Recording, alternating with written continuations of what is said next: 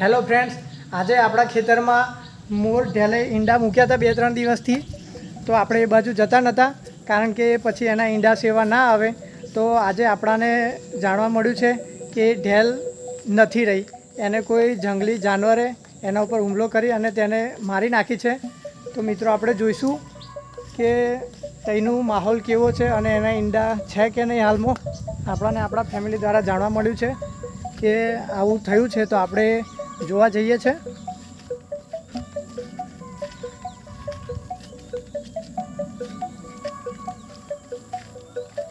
મિત્રો આપણે આવી ગયા છે, તમે જોઈ શકો છો જે જગ્યા ઉપર મોરે ઈંડા મૂક્યા હતા ઢેલે.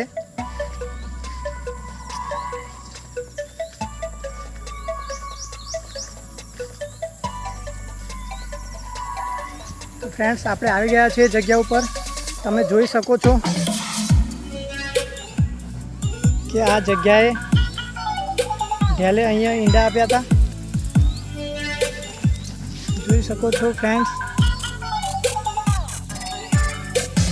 ઢેલના ઈંડા આપણને જાણીને બહુ જ દુઃખ થયું છે કે આ ઢેલને કોઈ જંગલી પશુ ઈંડા સેવતી હતી ત્યારે આવીને ખાઈ ગઈ. આપણા ટેરેસ પર ચડીને જોયું ત્યારે જાણવા મળ્યું હતું.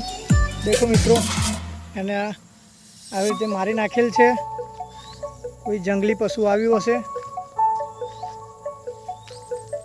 મિત્રો, અને એમાંથી એને ખાઈને એનું એક માથું છે જરાક એ બચ્યું છે, જે તમે જોઈ શકો છો તમારી નજરથી. તો ફ્રેન્ડ્સ, બહુ દુઃખદ થયું છે આ ઘટનાને જોઈને. આપણને પણ બહુ તકલીફ થઈ છે મિત્રો. હવે એના ઈંડા શાયદ હવે ના સેવાય અને એના ઈંડામાંથી બચ્ચા થવાની જે આપણને આશા હતી તો એના બચ્ચા હવે નહીં થઈ શકે અને આ ઈંડા હવે એવા જ અહીંયા પડી રહેશે. મિત્રો, તમને આ જાણીને પણ દુઃખ થયું હશે. આવું કુદરતી રીતે થયું છે તો આપણે પણ શું કરી શકવાના હતા મિત્રો. લાઈક કરો, ફોલો કરો. આના માટે આપણે કહી નહીં શકતા, કુદરતી મોત છે તો આપણે પણ શું કહેવાના. ફરી એક વખત એના તમે ઈંડા ઉપર નજર કરો તો એમાંથી જો મૂળના બચ્ચા થયા હોત તો આપણી ઘરની આજુબાજુ પાલવત અને એ બચ્ચા સરસ મસ્ત રૂપાળા થાત. પણ આપણી આશા હવે સફળ નહીં થાય. તો મિત્રો, છેલ્લી વખત એના પણ ઈંડા જોઈ લો.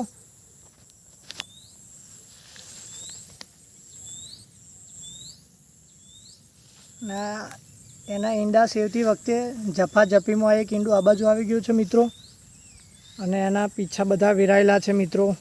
આ સાઈડ પણ એના થોડાક પીછા પડેલા છે.